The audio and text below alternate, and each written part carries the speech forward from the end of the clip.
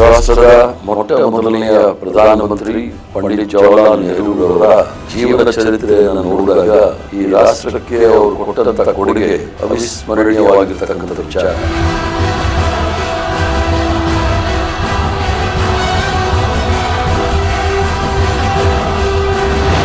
ಈಗಷ್ಟೇ ನಡೆದಂತಹ New York mayor ಚುನಾವಣೆಯಲ್ಲಿ ಗೆದ್ದಂತ ಅಭ್ಯರ್ಥಿ ಬಹಳ ಸ್ಪಷ್ಟವಾಗಿ ನೆಹರು ಅವರ ಸಮಾಜವಾದಿ ತತ್ವವನ್ನ ನೆನೆಸಿಕೊಂಡು ಅವರ ಪ್ರಮಾಣ ವಚನ ಸ್ವೀಕಾರ ಮಾಡುವ ಸಂದರ್ಭದಲ್ಲಿ ಭಾಷಣವನ್ನು ಮಾಡಿದ್ದಾರೆ. Standing before you, I think of the words of Jawaharlal Nehru.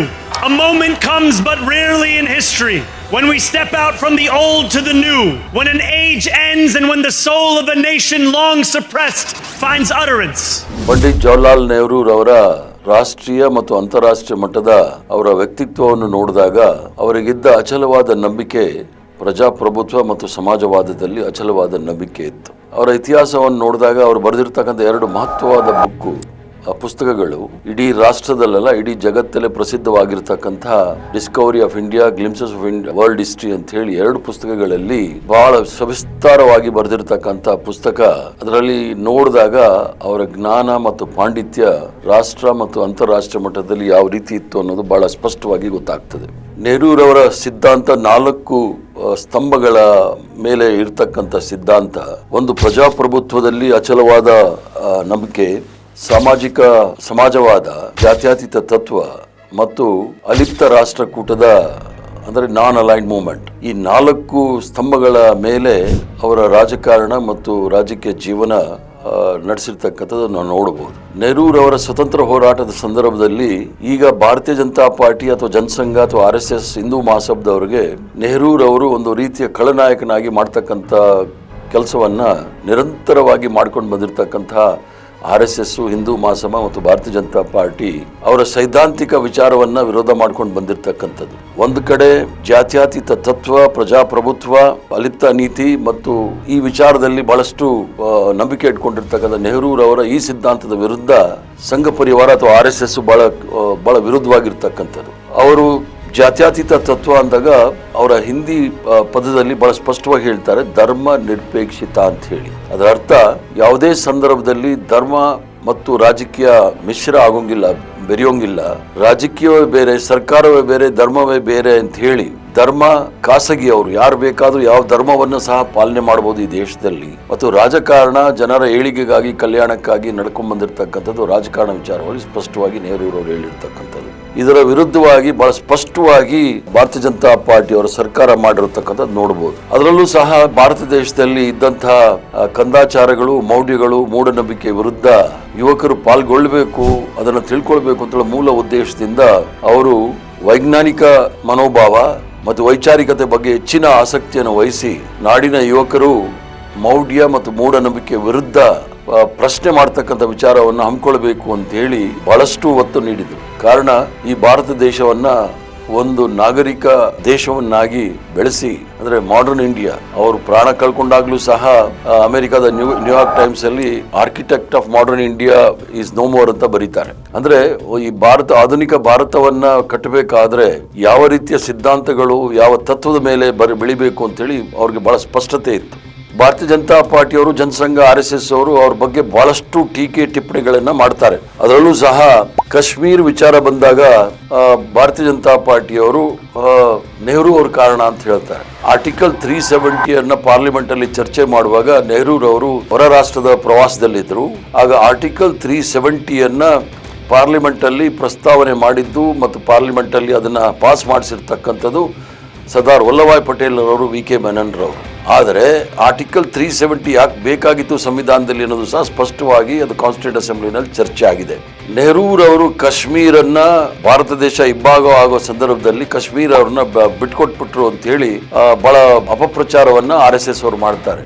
ನೆಹರೂರವರು ಆ ಸಂದರ್ಭದಲ್ಲಿ ಅದು ನೆಹರೂರವರ ವಿಫಲತೆ ಅಲ್ಲ, ಕಾಶ್ಮೀರವನ್ನ ರಾಷ್ಟ್ರಕ್ಕೆ ಸೇರಿಸ್ಕೊಂಡಿರ್ತಕ್ಕಂಥದ್ದು ದೊಡ್ಡ ಸಾಧನೆ ಅಂತ ಹೇಳಿದ್ರೆ ತಪ್ಪಾಗ್ಲಾರ್ದು. ಯಾಕಂತ ಹೇಳಿದ್ರೆ 1935ನೇ ಇಸ್ವಿ ಬ್ರಿಟಿಷ್ ಪಾರ್ಲಿಮೆಂಟ್ ಅಲ್ಲಿ ಏನು ಒಂದು ಆಕ್ಟ್ ಪಾಸ್ ಆಗಿತ್ತು, ಇಂಡಿಯನ್ ಫ್ರೀಡಮ್ ಆಕ್ಟ್ ಅಂತ ಹೇಳಿ, ಇಂಡಿಪೆಂಡೆನ್ಸ್ ಆಕ್ಟ್ ಅಂತ ಹೇಳಿ. ಅದರಲ್ಲಿ ಯಾವ ಪ್ರದೇಶ ಪಾಕಿಸ್ತಾನಕ್ಕೆ ಹೋಗಬೇಕು, ಯಾವ ಪ್ರದೇಶ ಭಾರತದಲ್ಲಿ ಇರಬೇಕು ಅಂತ ಬಂದಾಗ ಮುಸ್ಲಿಂ ಸಮುದಾಯ ಇಸ್ಲಾಂ ನಂಬ್ಕೊಂಡಿರ್ತಕ್ಕಂಥ ಮುಸ್ಲಿಂ ಸಮುದಾಯದವರು ಹೆಚ್ಚಿರ್ತಕ್ಕಂಥ ಪ್ರದೇಶಗಳೆಲ್ಲ ಪಾಕಿಸ್ತಾನಕ್ಕೆ ಹೋಗಬೇಕು, ಹಿಂದೂ ಸಮಾಜದಲ್ಲಿ ಇರ್ತಕ್ಕಂಥವರೆಲ್ಲ ಭಾರತ ದೇಶದಲ್ಲಿ ಬರಬೇಕು ಅಂತ ಹೇಳಿ ತೀರ್ಮಾನ ಆದಾಗ ಅದೇ ರೀತಿಯಲ್ಲಿ ಎಲ್ಲ ಇಡೀ ಭಾರತ ದೇಶದಲ್ಲಿ 362 ರಾಜ ಮಹಾರಾಜರಿರ್ತಕ್ಕಂಥ ಭರತಖಂಡದಲ್ಲಿ ಆ ಧರ್ಮದ ಅನುಸಾರವಾಗಿ ಅದು ಪಾಕಿಸ್ತಾನ ಮತ್ತು ಭಾರತ ದೇಶ ಆಗುತ್ತೆ. ಆ ಸಂದರ್ಭದಲ್ಲಿ ಕಾಶ್ಮೀರಲ್ಲಿ ಈಗಲೂ ಸಹ ಜನಸಂಖ್ಯೆ ಆಧಾರಿತ ನೋಡಿದಾಗ ಮುಸ್ಲಿಂ ಜನಸಂಖ್ಯೆ ಅವರ ಸಂಖ್ಯಾಬಲ ಹಿಂದೂ ಜನಸಂಖ್ಯೆಗಿನ್ನ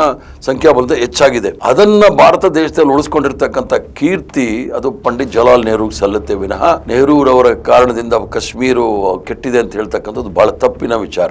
ಇದೆಲ್ಲ ಯಾಕೆ ಹೇಳ್ತಾ ಇದೀನಿ ಅಂತ ಹೇಳಿದ್ರೆ, ನಮ್ಮ ಇತಿಹಾಸವನ್ನ ತಿದ್ದಿ ಯುವಕರಿಗೆ ತಪ್ಪು ದಾರಿಯನ್ನು ಎಳ್ಕೊಂಡು ಹೋಗ್ಲಿಕ್ಕೆ ಪ್ರಯತ್ನವನ್ನ ಭಾರತೀಯ ಜನತಾ ಪಾರ್ಟಿಯವರು ನಿರಂತರವಾಗಿ ಸತತವಾಗಿ ಮಾಡ್ತಾ ಇದ್ದಾರೆ. RSS ಅವರು ಮಾಡ್ತಕ್ಕಂಥ ವಿಚಾರ ಏನು ಅನ್ನೋದಿದ್ರೆ, ನೆಹರೂರವ್ರು ಮಾಡಿರ್ತಕ್ಕಂಥ ವಿಚಾರಕ್ಕೆ ಯಾಕೆ ವಿರೋಧ ಮಾಡ್ತಾ ಇದ್ದಾರೆ ಅಂತ ಹೇಳಿ ಹಿಂದುತ್ವದ ರಾಜಕಾರಣ. ಹಿಂದುತ್ವದ ರಾಜಕಾರಣದಲ್ಲಿ ಜಾತ್ಯತೀತ ತತ್ವಕ್ಕೆ ಜಾಗ ಇಲ್ಲ, ಬಹುತ್ವಕ್ಕೆ ಜಾಗ ಇಲ್ಲ, ಪ್ರಜಾಪ್ರಭುತ್ವಕ್ಕೆ ಜಾಗ ಇಲ್ಲ.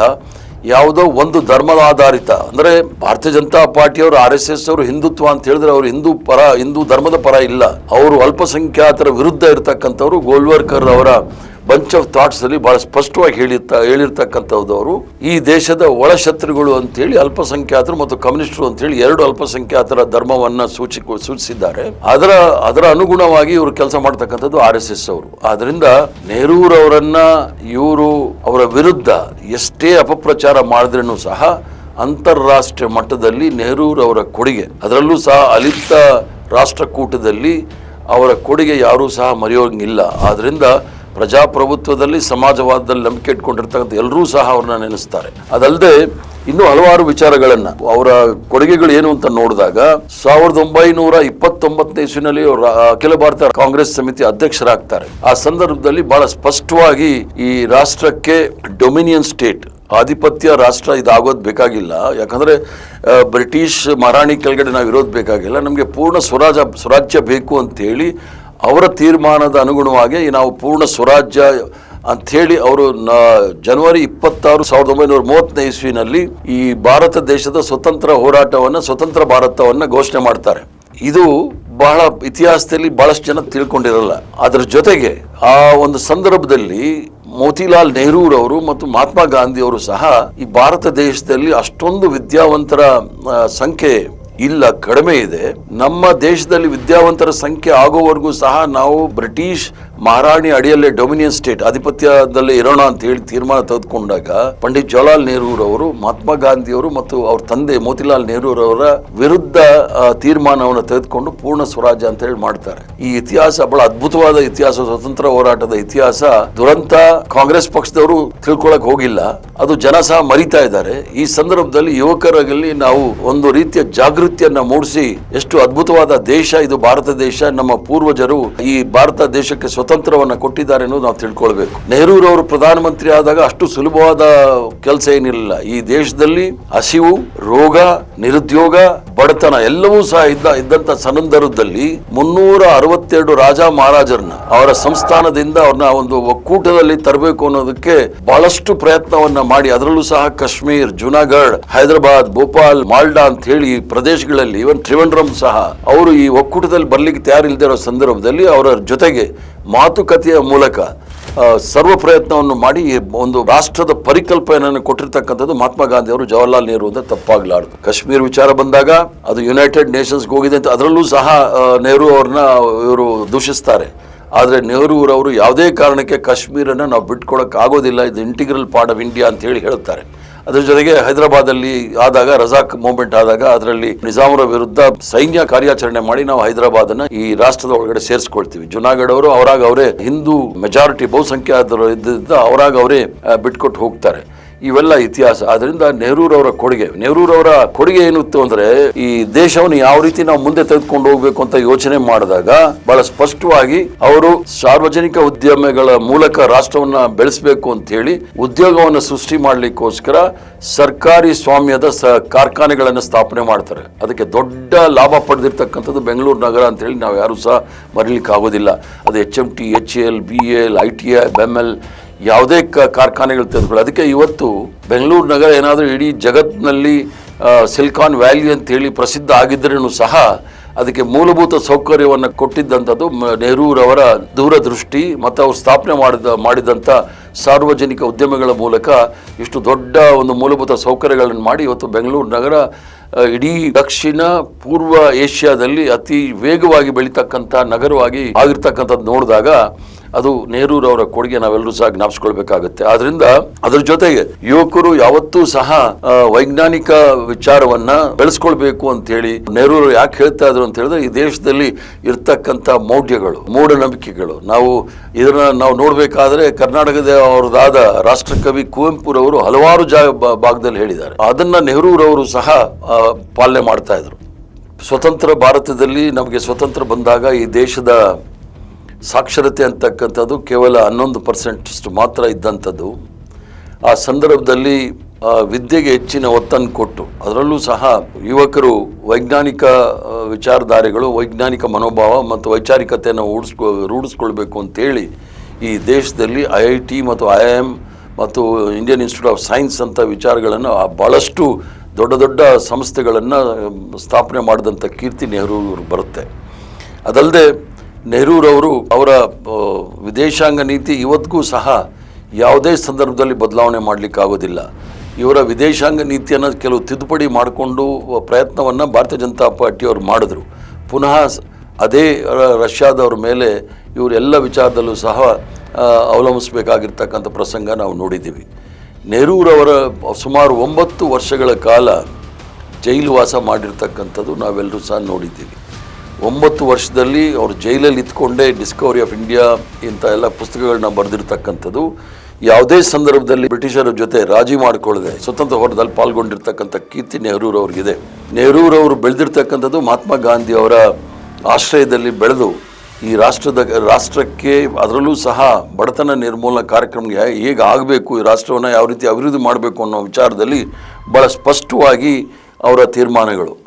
ಅವರಲ್ಲಿ ವಿದೇಶಾಂಗ ನೀತಿ ಬಂದಾಗ ನಾನ್ ಅಲೈನ್ಡ್ ಮೂವ್ಮೆಂಟ್ ಅಂತ ಏನು ಹೇಳ್ತೀವಿ, ಅಲಿಪ್ತ ನೀತಿ, ಅದರ ಜೊತೆಗೆ ಪಂಚಶೀಲ ಅಂಥೇಳಿ ಅದೊಂದು, ಇವೆರಡು ವಿಚಾರದಲ್ಲಿ ಭಾಳ ಸ್ಪಷ್ಟವಾಗಿದ್ದರು. ಪಂಚಶೀಲದಲ್ಲಿ ಭಾಳ ಸ್ಪಷ್ಟವಾಗಿ ಅವ್ರು ಹೇಳಿರ್ತಕ್ಕಂಥದ್ದು ಏನು ಅಂದರೆ, ಎಲ್ಲ ರೀತಿಯ ಸಹಕಾರಗಳು, ನೆರೆಹೊರೆ ರಾಷ್ಟ್ರಗಳಲ್ಲಿ ಸಹಕಾರಗಳು, ಅದರ ಜೊತೆಗೆ ಎಲ್ಲ ಸಂದರ್ಭದಲ್ಲೂ ಸಹ ಯಾವುದೇ ರೀತಿಯ ಕಾನ್ಫ್ರಾಂಟೇಷನ್ ಇರಬಾರ್ದು, ನೆರೆಹೊರೆಯವ್ರಿಗೆ ಆದಷ್ಟು ರೀತಿ ನಾವು ಶಾಂತಿಯಿಂದ ಸಹಬಾಳ್ವೆಯಿಂದ ಬಾಳಬೇಕು ಅಂತೇಳಿ ಪ್ರಯತ್ನ ಮಾಡಿರ್ತಕ್ಕಂಥದ್ದೇ ಪಂಚಶೀಲ ಅನ್ನೋದನ್ನು ಭಾಳ ಸ್ಪಷ್ಟವಾಗಿ ಹೇಳಿದ್ದಾರೆ. ಅದರ ಜೊತೆಗೆ ಯಾವುದೇ ಸಂದರ್ಭದಲ್ಲೂ ಸಹ ನಾವು ಯಾವುದೇ ರಾಷ್ಟ್ರದ ಪರ ವಹಿಸ್ಕೊಳ್ತಕ್ಕಂಥದ್ದು ಈ ನಮ್ಮ ರಾಷ್ಟ್ರಕ್ಕೆ ಅನುಕೂಲ ಆಗೋದಿಲ್ಲ ಅನ್ನೋದನ್ನು ಮನಗಂಡೇ ಇವರು ಅಲಿಪ್ತ ರಾಷ್ಟ್ರಕೂಟಗಳನ್ನು ಮಾಡಿದಂಥದ್ದು.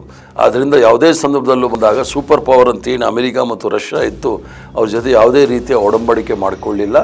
ನಮ್ಮದೇ ಆದ ಅಲಿಪ್ತ ನೀತಿ ಮಾಡಿಕೊಂಡು ಈ ರಾಷ್ಟ್ರವನ್ನು ಅಭಿವೃದ್ಧಿ ಮಾಡಲಿಕ್ಕೆ ಹಲವಾರು ಪ್ರಯತ್ನಗಳನ್ನು ಮಾಡಿದ್ರು.